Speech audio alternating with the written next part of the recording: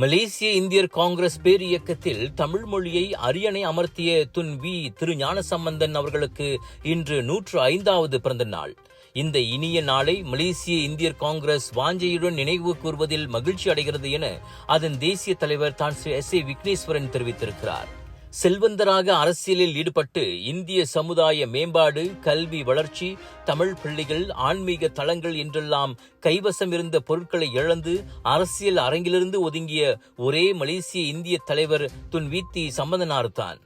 சுதந்திர மலேசியாவின் ஆட்சி தலைமை இருக்கையிலும் அமர்ந்து பெருமை சேர்த்த சம்பந்தன் பேராக் மாநிலத்தின் சுங்கை சிப்புட் நகரில் வீராசாமி செங்கம்மாள் இணையரின் 2வது மகனாக தோன்றியவர். இந்தியாவின் சுதந்திர இயக்கத்தில் தன்னை ஈடுபடுத்திக் கொண்டதன் வழி தன் அரசியல் பயணத்தை தொடங்கிய சம்பந்தன் சுங்கை சிப்புட் நகரில் சொந்த செலவில் தமிழ் பள்ளியை நிறுவினார். மாயிகா வரலாற்றில் சொந்தமாக தமிழ் பள்ளியை கட்டிய தலைவர் சம்பந்தனார்.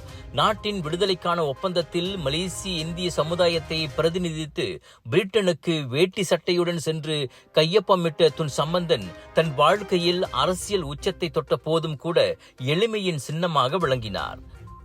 நாடு விடுதலை பெற்ற பின்னர் தோட்ட துண்டாடல், வேலைவாய்ப்பு பிரச்சனையை எதிர்கொண்ட மலையக தமிழர்களுக்கு உதவும் பொருட்டு தோட்டங்களை வாங்க முன்வந்த சம்பந்தன் அவரது அந்த முயற்சியின் வடிவம்தான் தேசிய நிலநிதி கூட்டுறவு சங்கம். அச்சங்கத்தின் தலைமையக கட்டிடம்தான் சம்பந்தன் மாளிகை.